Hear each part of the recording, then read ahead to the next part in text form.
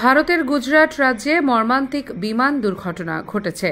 12 June বৃহস্পতিবার দুপুরে আহমেদাবাদের মেঘানীনগর এলাকায় 242 জন যাত্রী নিয়ে বিমানটি ভেঙে পড়ে। প্রত্যক্ষদর্শীরা জানিয়েছেন, বিমানটি আহমেদাবাদ বিমানবন্দর থেকে উড্ডয়নের পরপরই নিয়ন্ত্রণ হারায় এবং আবাসিক এলাকার কাছে বিধ্বস্ত হয়। এর পরপরই আগুন ধরে যায় পুরো উড়োজাহাজে। মুহূর্তেই চারপাশে ছড়িয়ে পড়ে ঘন কালো ধোঁয়া। বিভিন্ন গণমাধ্যম সূত্রে জানা যায়, এয়ার ইন্ডিয়ার ওই ফ্লাইটটি লন্ডনের উদ্দেশ্যে যাত্রা করছিল। এতে প্রায় 242 জন যাত্রী ছিল। দুর্ঘটনার পর স্থানীয় বাসিন্দা ও প্রশাসনের লোকজন দ্রুত উদ্ধার কাজে অংশ নেন। প্রাথমিকভাবে 200 জনের বেশি যাত্রীর মৃত্যুর আশঙ্কা করা হচ্ছে। এছাড়া বিধ্বস্ত হওয়ার সময় আশেপাশের বেশ কয়েকটি বাড়িও ক্ষতিগ্রস্ত হয়।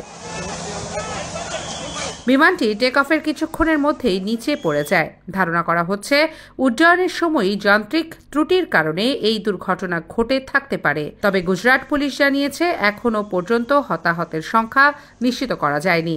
উদ্ধার কাজ চলছে। এদিকে দুর্ঘটনার পরপর আশেপাশের এলাকায় আতঙ্ক ছড়িয়ে পড়েছে। এই ঘটনার পরপরই ঘটনাস্থলে পৌঁছেছে দমকল, পুলিশ ও অ্যাম্বুলেন্সের বহু ইউনিট।